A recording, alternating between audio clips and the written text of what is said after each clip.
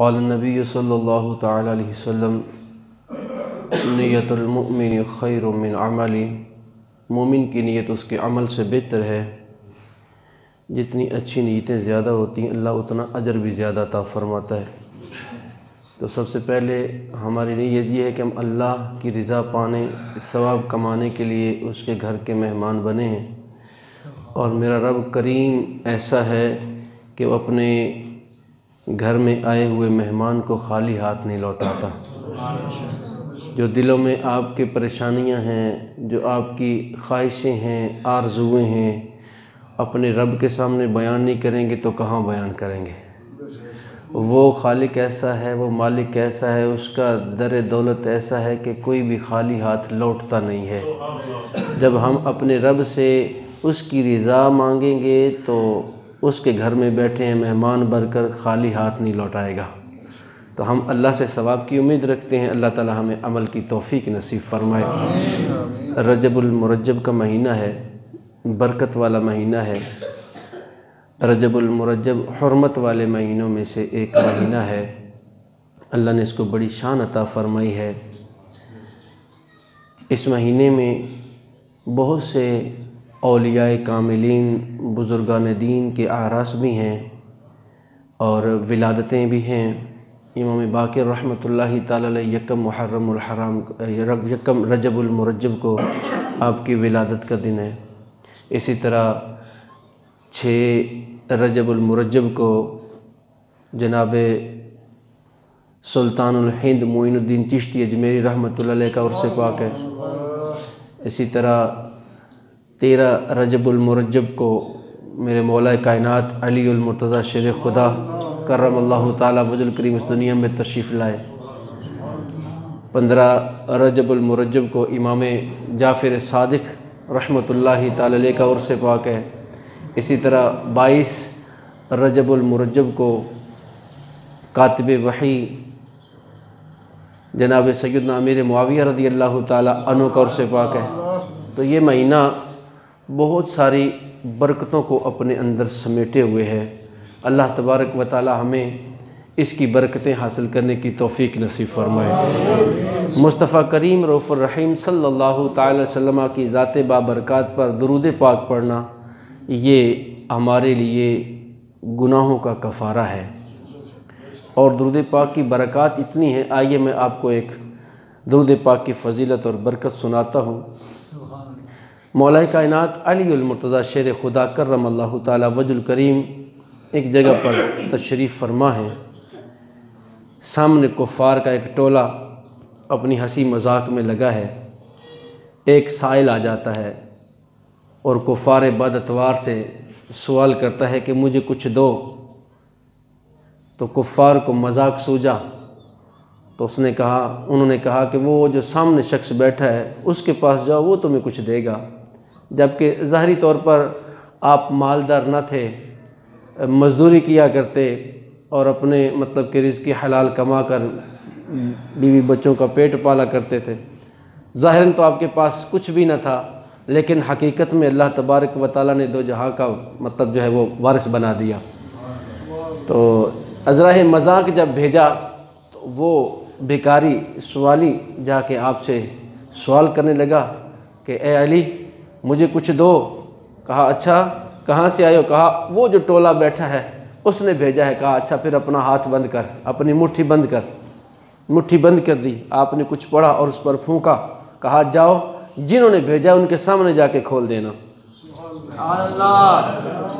اب ظاہری تو پھونک تھی ایک، جب کفار نے یہ حال دیکھا کہ پھونک مار رہا ہے تو ہنس پڑے کہ پھونکوں سے کیا ہوتا ہے۔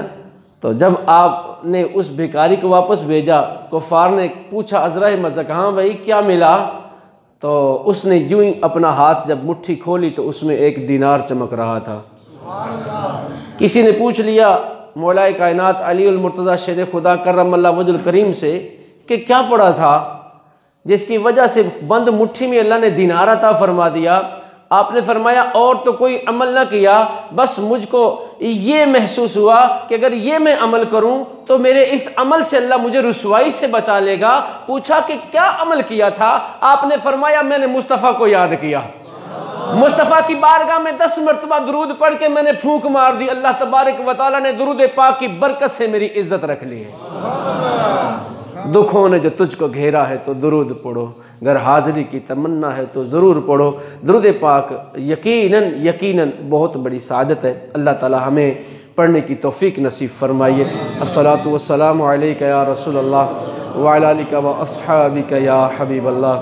الصلاۃ والسلام علیک یا نبی اللہ وعلی آلک و اصحابک یا نور اللہ۔ میں نے ذکر خیر کیا ہے مولا کائنات علی المرتضیٰ شیر خدا کرم اللہ تعالی وجہ الکریم کا۔ پچھلے درس قرآن میں ہم نے سیدنا صدیق اکبر کی شان سنی تھی، آئیے آج اخی رسول کی شان بھی سنتے ہیں۔ اللہ نے ان کو کتنا مرتبہ اور مقام عطا فرمایا ہے۔ اللہ نے ان کو جو ہے مصطفیٰ کریم علیہ السلام کا بھائی بنایا ہے۔ مولا کائنات علی المرتضیٰ شیر خدا کرم اللہ وجہ الکریم جو ہیں، یہ عام الفیل کے 30 سال گزر چکے تھے۔ وہ فیل والا واقعہ جو گزرا تھا تو آپ کی پیدائش ہوئی ہے، ابھی نبی پاک صلی اللہ تعالیٰ علیہ وآلہ وسلم کی عمر پاک جو ہے وہ 30 برس ہے، تقریباً 30 برس نبی پاک صلی اللہ تعالیٰ وسلم کی عمر پاک ہے۔ اور آپ کی چچی جان جن کا نام سیدہ فاطمہ بنت اسد رضی اللہ تعالیٰ عنہا ہے۔ سیدہ فاطمہ بنت اسد جو ہیں یہ وہ خاتون ہیں، روایات میں آتا ہے کہ بنو ہاشم میں سارے بیٹے ہی پیدا ہوتے تھے، سب سے پہلی جو بیٹی اللہ تبارک و تعالیٰ نے بنو ہاشم کو عطا فرمائی وہ سیدہ فاطمہ بنت اسد ہے۔ مولا علی کرم اللہ وجہ الکریم کی اماں جان سیدہ فاطمہ بنت اسد رضی اللہ تعالیٰ عنہا بہت پاک باز ہیں، بہت ہی مطلب کہ اللہ تبارک و تعالیٰ کو پرہیزگاری عطا فرمائی ہے۔ طواف کعبہ کر رہے ہیں جبکہ آپ حاملہ ہیں، طواف کعبہ کر رہے ہیں، طواف کعبہ کرتے ہی آپ کو درد ذیل شروع ہوا جو ولادت کے آثار ہوتے ہیں، تو عاطف غیبی سے آواز آتی ہے، اے فاطمہ بنت اسد کعبۃ اللہ کے اندر آ جا۔ اب کعبۃ اللہ کی جو ہے وہ دروازہ تو بند ہے، لیکن اندر کیسے آئیں؟ روایات لکھنے والے لکھتے ہیں، مدارج النبوہ میں لکھا ہے، فرماتے ہیں کہ یوں ہی کعبۃ اللہ کی دیوار شق ہوتی ہے اور سیدہ فاطمہ بنت اسد جو ہیں وہ کعبۃ اللہ کے اندر داخل ہو جاتی ہیں، اور وہاں پر سیدنا علی المرتضیٰ شیر خدا کرم اللہ تعالی وجہ الکریم کی ولادت ہوتی ہے۔ مولا کائنات علی المرتضیٰ شیر خدا کرم اللہ وجہ الکریم، اللہ نے حسن بھی عطا فرمایا، جمال بھی با کمال عطا فرمایا، حسن بھی بے مثال عطا فرمایا، لیکن آپ آنکھیں نہیں کھول رہے۔ دن گزر گیا ہے، آنکھیں نہیں کھولی ہیں، امی بڑی پریشان ہے۔ اللہ نے اتنا حسین چہرہ بھی عطا فرمایا ہے، اتنا حسن بھی عطا فرمایا ہے، لیکن آنکھیں نہیں ہیں، تو اس کے حسن جو ہے وہ ماند پڑ گیا ہے، بڑی پریشان ہے کہ میرے آقا تشریف لے آتے ہیں۔ میرے آقا کریم علیہ السلام نے پوچھا، چچی جان میرے بھائی کا کیا حال ہے، کیسا ہے میرا بھائی؟ کہا، اے میرے بھتیجے، اے مبارک بھتیجے، آپ کا جو بھائی ہے بہت اچھا ہے، ستھرا ہے، خوبصورت ہے، لیکن آنکھیں نہیں کھول رہا، لگتا ہے آنکھوں سے محروم ہے۔ میرے آقا کریم نے فرمایا، لائیے مجھے عطا فرمائیے۔ آقا کریم نے جب مولا علی کو اپنی گود میں لیا، دیکھتے ہیں جب نگاہ سے نگاہ ٹکراتی ہے مولا علی مشکل کشا جو ہے وہ آنکھیں کھول دیتے ہیں۔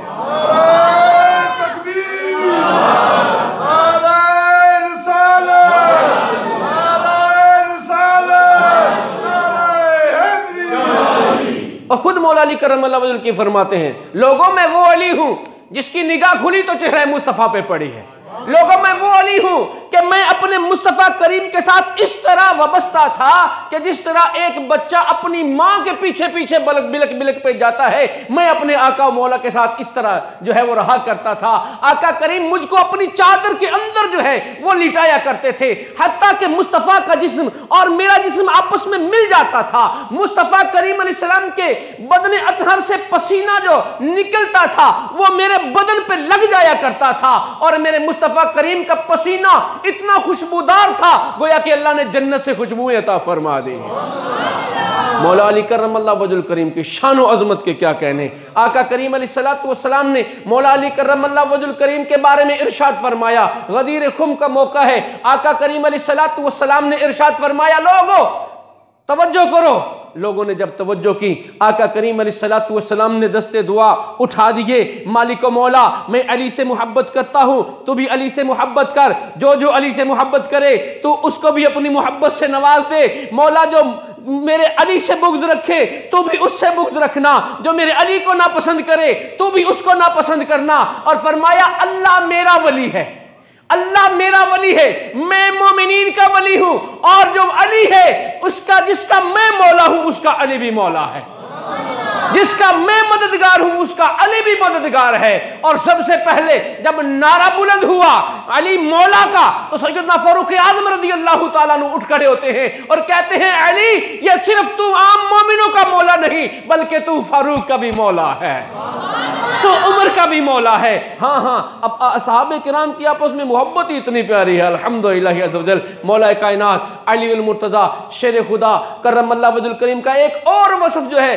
مصطفیٰ کریم کی زبان سے ان کو ملا۔ میرے آقا کریم علیہ السلام نے ارشاد فرمایا انا مدینۃ العلم وعلی بابها، میں جو ہے وہ علم کا شہر ہوں، علی اس کا دروازہ ہے۔ اور اللہ تبارک و تعالیٰ نے مولا کائنات کو علم کتنا عطا فرمایا۔ میرے آقا کریم علیہ السلام کے ویر مولا علی کرم اللہ تعالیٰ وجہ الکریم ارشاد فرماتے ہیں اللہ تبارک و تعالیٰ نے تمام جہان کا علم جو ہے، تمام جہان کا علم جو ہے وہ قرآن میں رکھا ہے، اور تمام قرآن کا علم جو ہے سورہ فاتحہ میں رکھا ہے، اور تمام سورہ فاتحہ کا علم جو ہے بسم اللہ الرحمن الرحیم میں رکھا ہے، اور تمام بسم اللہ کا علم جو ہے وہ بسم اللہ کے با میں رکھا ہے۔ آنا نقطۃ تحت البا، ارے میں وہ نقطہ ہوں جو با کے نیچے ہے۔ اللہ تبارک و تعالیٰ نے مجھ کو اتنا علم عطا فرمایا ہے، ارے اس کے علم کی کیا جو نابے والا کوئی انتہا ہے۔ اللہ تبارک و تعالیٰ نے پوری کائنات کا علم جو ہے مولا کائنات علی المرتضیٰ کرم اللہ وجہ الکریم کے سینے میں عطا فرمایا۔ یہ تو دروازے کا حال ہے، تو شہر کا حال کیا ہوگا؟ ارے اس شہر کے باسیوں کا حال کیا ہوگا؟ اس شہر میں رہنے بسنے والوں کا حال کیا ہوگا جن کو مصطفیٰ کریم نے اپنے علم سے نوازا تھا؟ یہ مولا علی کرم اللہ تعالیٰ وجہ الکریم کا علم ہے۔ فرمایا میرے آقا کریم نے علی حق کے ساتھ ہے، حق علی کے ساتھ ہے، جہاں جہاں حق ہوگا وہاں وہاں علی ہوگا۔ حق میں نا صداقت، حق صداقت، اللہ کی مدد، اللہ کی نصرت، جہاں جہاں علی ہے اللہ کی مدد و نصرت علی کے ساتھ ہے، اور جہاں جہاں حق ہے علی وہاں پہ کھڑا ہے۔ علی حق سے جدا نہیں ہو سکتا، حق علی سے جدا نہیں ہو سکتا۔ میرے آقا کریم علیہ السلام نے ارشاد فرمایا حتیٰ کہ حوض کوثر پر حق علی کے ساتھ، علی حق کے ساتھ میرے پاس پہنچ جائیں گے۔ اتنا علم اللہ نے عطا فرمایا۔ علی قرآن کے ساتھ، قرآن علی کے ساتھ ہے، نہ قرآن علی سے جدا ہے نہ علی قرآن سے جدا ہے۔ ہاں ہاں، قرآن سے محبت کتنی ہے مولا کائنات علی المرتضیٰ شیر خدا کرم اللہ تعالیٰ وجہ الکریم کو، اللہ نے ان کو تو کرامت عطا فرمائی تھی۔ آپ جب گھوڑے پہ سوار ہونا چاہتے نا، ایک رکاب میں اپنا پاؤں رکھتے اور دوسرا پاؤں رکاب میں جانے سے پہلے پورے قرآن کی تلاوت فرما لیا کرتے ہیں۔ ارے یہ وہ قرآن ہے، عظمت والا قرآن ہے، رفت والا قرآن ہے۔ کون سا قرآن؟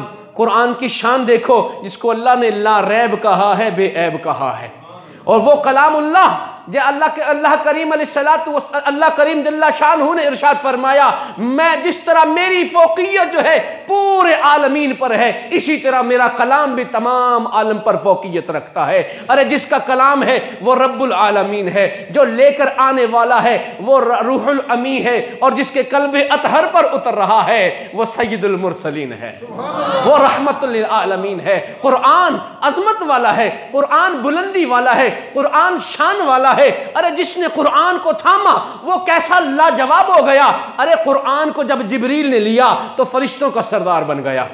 قرآن جب قلب اطہر مصطفیٰ پہ اترا تمام انبیاء کے سردار بن گئے۔ ارے قرآن جب ابو بکر نے تھاما تو وہ صدیق اکبر بن گئے، عمر فاروق نے تھاما تو فاروق اعظم بن گئے، عثمان نے تھاما عثمان غنی بن گئے، ارے میرے حیدر قرار نے تھاما تو ولایت کے تاجدار بن گئے، ولیوں کے سردار بن گئے۔ اور جب غوث پاک نے قرآن کو تھاما غوث جلی بن گئے، عثمان بن علی حجویری نے تھاما داتا علی بن گئے، ارے معین الدین چشتی اجمیری نے تھاما تو سلطان ہند بن گئے۔ ارے جس نے قرآن سے محبت کی ہے اللہ نے اس کو دنیا میں بھی اس کا اجر عطا فرمایا ہے، آخرت میں بھی اجر عطا فرمایا ہے۔ ہاں ہاں، قرآن کی شان کیا ہے؟ سیدنا میرے پیر غوث پاک عبد القادر جیلانی الحسنی والحسینی کہتے ہیں 40 سال تک آپ ساری رات قرآن پڑھا کرتے تھے۔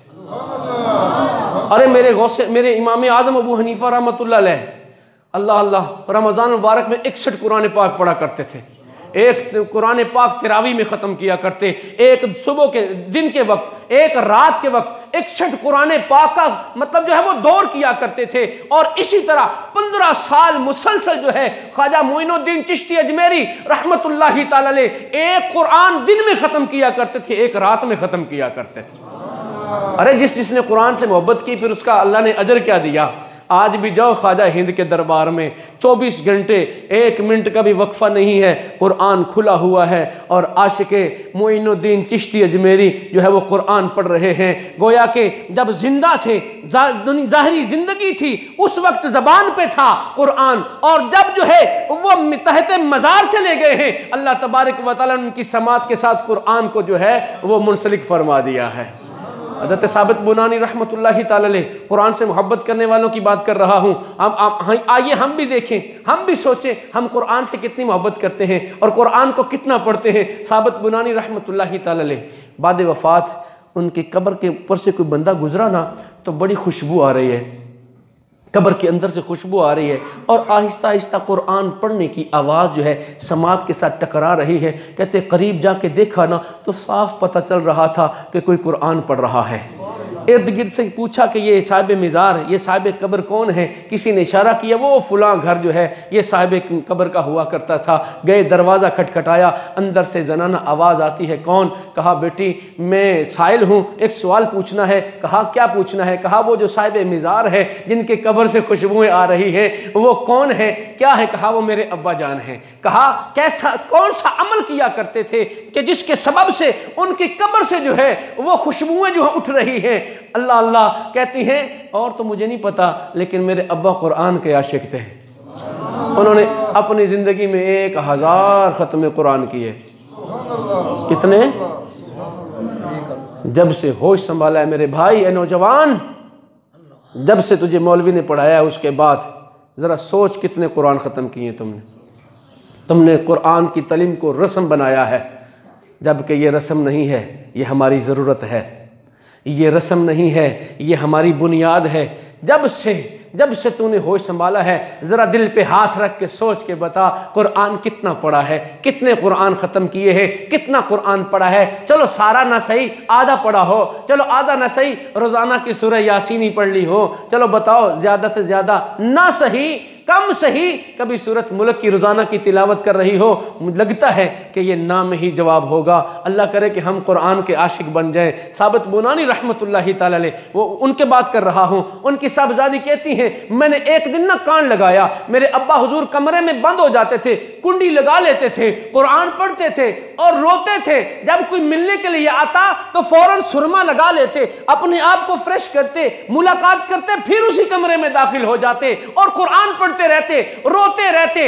ایک دن میں نے کان لگایا تو آگے سے آواز آ رہی تھی، یا اللہ اگر مرنے کے بعد قبر میں تو کسی کو عمل کرنے کی اجازت دے تو مجھے اجازت دینا کہ میں تیرے قرآن کی تلاوت کروں، میں تیرے قرآن کی تلاوت کر سکوں۔ اللہ تبارک و تعالیٰ نے ان کی دعا کو شرف قبولیت عطا فرمایا، اور جب سے یہ صاحب مزار ہوئے ہیں اس وقت سے قرآن کی آواز آ رہی ہے۔ ارے یہ وہ قرآن ہے، عظمت والا قرآن ہے جو دنیا میں بھی تمہیں تنہا نہیں چھوڑتا، قبر میں بھی تنہا نہیں چھوڑے گا اور حشر میں بھی تنہا نہیں چھوڑے گا۔ میرے آقا کریم علیہ الصلوۃ والسلام نے آخری خطبہ ارشاد فرمایا، اسی غدیر خم میں ارشاد فرمایا، اے لوگو میرا تو کام پورا ہو گیا، میں تو جا رہا ہوں، لیکن میں تمہارے پاس قرآن چھوڑے جا رہا ہوں، اپنے اہل بیت کی محبت چھوڑے جا رہا ہوں۔ جب تک قرآن کو تھامے رہو گے اس وقت تک ذلیل و خوار نہیں ہوگے، جب تک قرآن کو سینے سے لگاؤ گے، قرآن کو پڑھو گے، قرآن پہ عمل کرو گے، اس وقت تک کسی کے سامنے سر نہیں جھکانا پڑے گا۔ جس دن تم نے قرآن کو چھوڑ دیا سمجھ لینا تمہارا زوال جو ہے وہ شروع ہو گیا۔ اور اقبال ایسے ہی نہیں تڑپ اٹھے تھے، کہتے تھے وہ معزز تھے زمانے میں مسلمان ہو کر اور تم خوار ہوئے تارک قرآن ہو کر۔ اللہ اکبر، یہ قرآن عظمت والی کتاب ہے، وہ کتاب ہے جس میں مومنوں کی شفا ہے، جس میں مومنوں کے لیے پرہیزگاری ہے، جس میں مومنوں کے لیے بخشش ہے، جس میں مومنوں کے لیے عنایت ہے۔ میرے آقا کریم رؤوف الرحیم صلی اللہ تعالی علیہ وسلم تشریف فرما تھے، مولا علی کرم اللہ تعالی وجہ الکریم آقا کی بارگاہ میں حاضر ہوئے۔ میرے آقا کریم علیہ السلام نے ارشاد فرمایا، علی میں تجھے ایک بات نہ بتاؤں؟ آنے والے وقت کی خبر نہ دوں؟ یا رسول اللہ صلی اللہ علیہ وسلم ارشاد فرمائیے۔ میرے آقا کریم نے فرمایا علی قرب قیامت وقت ایسا آنے والا ہے کہ فتنے جو ہیں وہ بہت برپا ہوں گے، بڑے فتنے، اس طرح فتنے اتریں گے جس طرح کہ بارش برستی ہے، بارش کی طرح فتنے آئیں گے۔ یا رسول اللہ صلی اللہ علیہ وسلم ان فتنوں سے بچنے کا کوئی رستہ بھی ہوگا؟ میرے آقا کریم نے رستہ بتایا، فرمایا ہاں فتنوں سے بچنے کا رستہ ہے۔ یا رسول اللہ صلی اللہ علیہ وسلم کون سا ہے؟ ارشاد فرمایا وہ ذریعہ فتنوں سے بچنے کا اللہ کی کلام قرآن مجید فرقان حمید ہے۔ ارشاد فرمایا میرے آقا کریم نے کیونکہ اس میں تم سے پہلوں کے حالات لکھے ہوئے ہیں اور تم سے بعد میں آنے والوں کی خبریں ہیں، اور تمہارے مابین معاملات جو تم زندگی میں کرتے ہو اس کا حکم اس میں واضح طور پر لکھا ہوا ہے۔ جب تک قرآن کو تھامے رہو گے، اس کے احکامات پہ چلتے رہو گے، تم فتنوں سے بچے رہو گے۔ اور آقا کریم رؤوف الرحیم صلی اللہ علیہ وسلم نے ارشاد فرمایا وہ فضل ہے یعنی فیصل ہے، فیصلہ کرنے والی کتاب ہے، کوئی ہزل یعنی ہنسی مذاق نہیں ہے۔ جو جبار شخص سے چھوڑے گا اللہ پاک اس کو ختم کر دے گا، اور جو قرآن کے سوا کسی اور کتاب سے ہدایت چاہے گا اللہ تبارک و تعالیٰ اس کو گمراہ کر دے گا۔ قرآن ہی ایسی چیز ہے کہ اس کو نفسانی خواہشات لغزش میں نہیں لا سکتی، زبانیں اس کے ساتھ ملتبس نہیں ہو سکتی، علماء اس کے علم سے مستغنی نہیں ہو سکتے۔ جتنا مرضی بڑا عالم بن جا لیکن قرآن کا علم اتنا ہے، علم اتنا ہے، علم اتنا ہے کہ اس تک کوئی پہنچ نہیں سکتا۔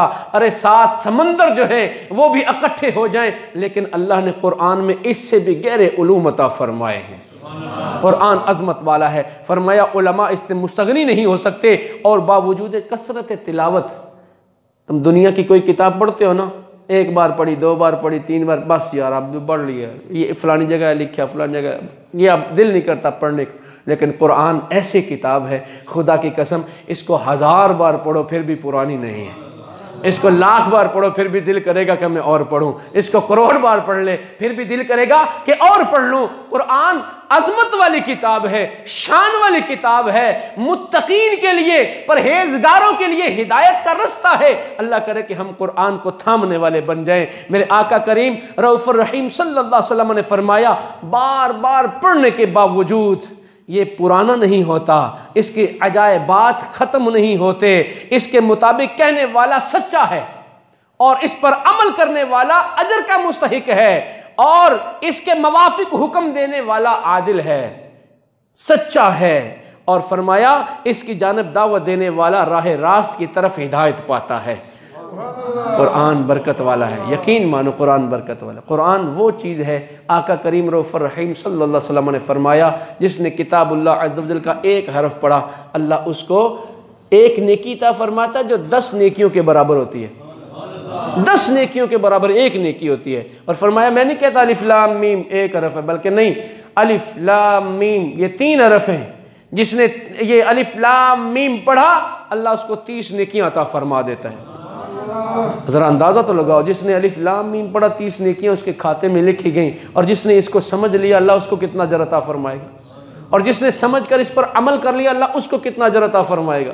اللہ اکبر۔ جو قرآن کو سیکھے، سمجھے، اس پر عمل کرے اور اسی حالت میں اس کو موت آ جائے اس کا انعام کیا ہے؟ میرے آقا مولا صلی اللہ تعالی علیہ وآلہ وسلم نے ارشاد فرمایا قیامت کا روز ہوگا اللہ تبارک و تعالی قرآن کے عاشق کو بلائے گا اور ارشاد فرمائے گا اے میرے قرآن کی تلاوت کرنے والے، اے میرے کلام کو پڑھنے والے، میں تجھے آج اس کا اجر دیتا ہوں، قرآن پڑھنا شروع کر دے، جنت کے درجوں پہ چڑھنا شروع کر دے، اور یاد رکھنا ٹھہر ٹھہر کر قرآن پڑھنا، خوبصورت کر کے قرآن پڑھنا، اور جنت کے درجوں پہ چڑھتا چلا جا، جہاں تیری آخری آیت ہوگی وہاں پر تیرا مقام ہوگا۔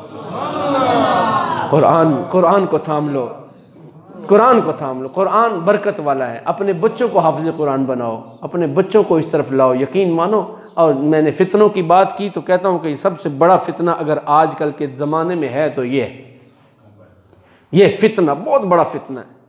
اس فتنے کے اندر ہزاروں فتنے جو ہیں وہ پیک کر کے تمہاری اولاد کو کفار نے تھما دیے ہیں، یقین مانو۔ ہمارا بچہ اس وقت تک راضی نہیں ہوتا جب تک اس کو اینڈرائڈ موبائل نہ لے دیا جائے، اور ہم بھی کہتے ہیں جی کیا کریں جی بچہ ضد کرتا ہے جی۔ اگر آج اس کی یہ ضد پوری کرو گے تو کل کو تمہیں وہ باپ کہنے سے بھی مکر جائے گا، یقین ماننا۔ اس میں اس کی مثالیں دینے کو تیار ہوں۔ ایسی ایسی اس میں خرافات ڈال دی گئی ہیں، جوان زندگیاں جو ہیں وہ مطلب کہ موت کا شکار ہو رہی ہیں۔ ایسی ایسی گیمیں ڈال دی گئی ہیں، آپ سوشل میڈیا سے واقف ہیں۔ یہ پچھلے دنوں نوجوان 20 سال کا نوجوان جو ہے وہ گیم کھیلتے کھیلتے مطلب کہ اس نے اپنے آپ کو گولی ماری اور مر گیا۔ جوان بیٹا جس کے باپ نے خواب دیکھے ہوں گے کہ یہ بڑا ہو گیا مجھے کما کے کھلائے گا، وہ گیم کھیلتے کھیلتے موت کی نظر ہو گیا۔ اس سے بڑا فتنہ اور کون سا ہو سکتا ہے؟ اس فتنے سے اپنی اولاد کو بچاؤ۔ اولاد کو یہ نہیں بلکہ قرآن تھماؤ۔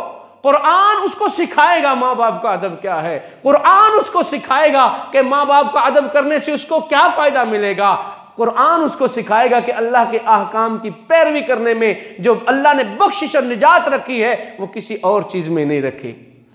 اللہ کرے کہ ہم قرآن کو سمجھنے والے بن جائیں۔ الحمدللہ عز و جل دعوت اسلامی کے مدارس المدینہ ہے جس میں بچوں کو حفظ قرآن کی سعادت دلائی جاتی ہے۔ الحمدللہ بچے کو قرآن پاک حفظ کرتے ہیں الحمدللہ عز و جل، پھر عالم دین بنتے ہیں۔ میں آپ سے گزارش کروں گا اپنے بچوں کو مدرسۃ المدینہ میں داخل کروائیں۔ اگر دور مدرسۃ المدینہ تو کوئی ہمت کرے، یہاں پر کوئی اگر انتظام ہو جائے تو انشاءاللہ قاری صاحب مدرس آپ کے پاس آ جائیں گے، آپ کے بچوں کو حافظ قرآن بنائیں گے، عالم دین بنائیں گے انشاءاللہ۔ اللہ تعالی ہمیں عمل کی توفیق نصیب فرمائے۔ بھائی نے پوچھا تھا فتنہ پرور جو فتنہ پھیلانے والے ہیں، تو فتنہ پھیلانے والے اس کو کہیں بھی جو ہے نا وہ تحسین کی نگاہ سے نہیں دیکھا جاتا۔ اللہ تعالیٰ قرآن میں فرماتا ہے ان الذین فتنوا المؤمنین والمؤمنات ثم لم يتوبوا فلہم عذاب جہنم ولہم عذاب الحریق۔ سورہ بروج ہے، پارہ نمبر 30 ہے۔ اللہ تبارک و تعالیٰ ان الذین، بے شک وہ لوگ، فتنوا المؤمنین والمؤمنات، جو فتنہ ڈالتے ہیں، جو آزمائش میں ڈالتے ہیں مسلمان مردوں کو اور عورتوں کو، ثم لم یتوبوا، اور پھر وہ توبہ نہیں کرتے۔ دیکھیں توبہ ایک ایسا پیمانہ ہے کہ جو توبہ کر لیتا ہے اللہ تبارک و تعالیٰ اس کے گناہ معاف کر دیتا ہے، جبکہ توبہ کے تقاضے پورے کیے جائیں۔ کسی کا دل دکھایا ہے تو اس سے معذرت کر لی جائے، وہ اس کو معاف کر دے تو اللہ تبارک و تعالیٰ توبہ بھی قبول کر لیتا ہے۔ ہاں آقا کریم علیہ السلام کا یہ فرمان بھی یاد رکھیے۔ اب ہماری تو عادت بن گئی نا، ہٹ دھرمی ہوگی، معاف تو کرنا ہی نہیں نا جی، اس کی تو قیامت تک نہ معاف کر سا، حد ہو گئی یار، تو کون ہوتا ہے یار؟ تو اپنے رب کو کیسا پاتا ہے؟ تو کہتا ہے کہ میرا رب بڑا کریم ہے، تو کیا تو کریم نہیں ہو سکتا؟ تو کہتا ہے میرا رب بڑا بخشنے والا مہربان ہے، درگزر کرنے والا ہے، تو کیا تو مطلب کہ اللہ تبارک و تعالیٰ کی اس صفت کو نہیں اپنا سکتا؟ یاد رکھ اگر یہاں پہ دنیا میں تو معاف کرے گا تو اللہ تعالیٰ تجھے معاف فرمائے گا۔ ہاں اللہ تبارک و تعالیٰ جل شانہ اپنے بندوں کو نوازتا ہے۔ ایک بندہ مر کے قبر میں پہنچا نا تو اللہ تبارک و تعالیٰ نے فرمایا فرشتوں اس کی چھان بین کر لو۔ چھان بین کی نا تو کہا مالک و مولا اے سارے عمل ردی ہیں، کوئی بھی نہیں۔ کہا پھر مالک و مولا اب تیرا حکم، فرمایا کہ اس کو میں نے معاف کیا۔ فرشتے کہتے ہیں مالک و مولا کیا سبب ہے؟ اس کے پاس تو عمل ہی کوئی نہیں ہے۔ فرمایا ایک ایسا عمل ہے فرشتوں جو تم نہیں جانتے ہو، میں جانتا ہوں۔ مالک الملک ایسا کون سا عمل ہے؟ اللہ تبارک و تعالیٰ فرماتا ہے فرشتوں دنیا کے اندر یہ بندہ اپنے میرے بندوں کو، اپنے بھائیوں کو معاف کر دیا کرتا تھا، اور اب قبر کے اندر میں رؤوف الرحیم ہو کر اس کو معاف نہ کروں، لہذا میں نے اس کی اس عادت کی وجہ سے اس کی بخشش فرما دی ہے۔ اگر کوئی معافی مانگے تو معاف کر دینا چاہیے۔ نبی پاک علیہ السلام کے فرمان کا خلاصہ عرض کر رہا ہوں۔ آقا کریم نے فرمایا جو معذرت کرے تو حق ہے اس کا کہ اس کی معذرت کو قبول کیا جائے، اس کے گناہ کو معاف کیا جائے، ٹھیک ہے، درگزر کیا جائے، کہ اللہ تبارک و تعالیٰ درگزر کرنے والے کو پسند فرماتا ہے۔ اور بڑی پاکیزہ دعا پہ آقا کریم علیہ السلام نے عطا فرمائی نا، اللہم انکا عفو کریم تحب العفو فاعف عنا۔ اللہ کی یہ شان ہے، وہ عذر کو قبول کرتا ہے اور پھر اس عذر سے درگزر بھی فرماتا ہے۔ اور جب تمہارے پاس کوئی بھائی معافی مانگنے کے لیے آ جائے نا تو مہربانی کرنا، اول تو شیطان نے ایسا ہمیں جکڑا ہوا ہے، نہ کوئی معافی مانگنے کو تیار ہے، نہ کوئی معافی دینے کو تیار ہے۔ ایسا ہی ہے نا، معاشرہ ہمارا ایسا بن گیا ہے، شیطان نے ہم کو ایسا جکڑ لیا ہے، اور یہ سب قرآن سے دوری کا سبب ہے، یہ سب دین سے دوری کا سبب ہے۔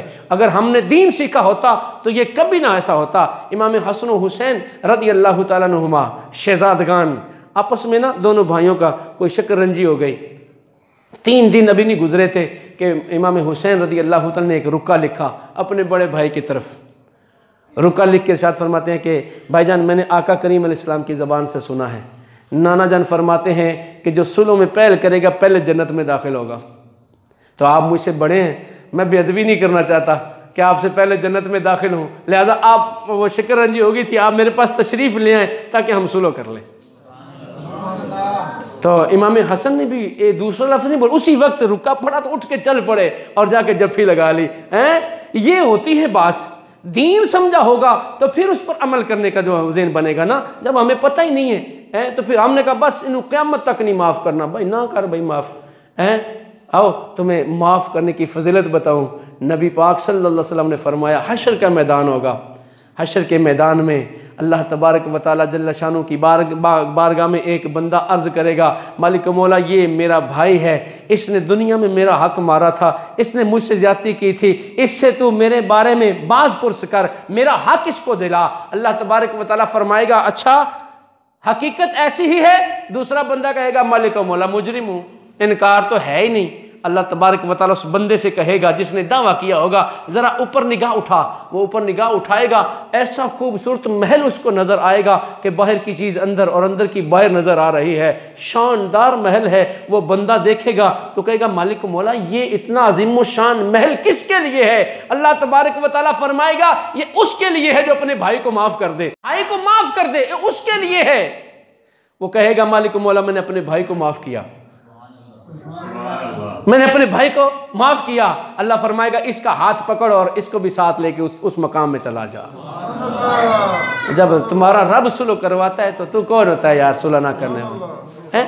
تو جو فتنہ پرور ہے اگر وہ توبہ نہ کرے، اللہ تبارک و تعالیٰ نے فرمایا کہ وہ عذاب نار کا، عذاب جہنم کا حقدار ہے، قبر میں بھی اس کے لیے عذاب الحریق ہے، اور قبر کے بعد پھر وہ اس کے لیے جہنم کا عذاب بھی ہے۔ اس لیے کسی مسلمان بھائی کو فتنے میں نہ ڈالو، کسی مسلمان بھائی کو تکلیف نہ دو، اس کے لیے آزمائش کا سبب نہ بنو۔ اللہ تبارک و تعالیٰ جل شانہ سے ڈرتے رہنا چاہیے، اور رات کو روزانہ ایک بار تو توبہ کر کے سونا چاہیے، اور پھر اپنے سوچ لیا کرو، کبھی کبھی اپنی دل کی ڈائری بھی کھول لیا کرو کہ یار آج کس کس کا دل مجھ سے دکھ گیا ہے، آج کس کس کا دل میں نے دکھا دیا ہے، آج کس کس کو میں نے جناب من وہ پس پشت ڈال دیا ہے، وہ فلاں بھائی میرے پاس کتنی چاہت سے آیا تھا، میں نے اس سے منہ پھیر لیا، سلام بھی نہیں لیا صحیح طرح، ایسے ہاتھ کر دیا۔ ارے جب دل ٹیڑھا ہے تو پھر ہاتھ سیدھا ہو تو کیا ہو، دلوں کو سیدھا کیجئے۔ اللہ تبارک و تعالیٰ جل شانہ سیدھے دلوں کو پسند کرتا ہے،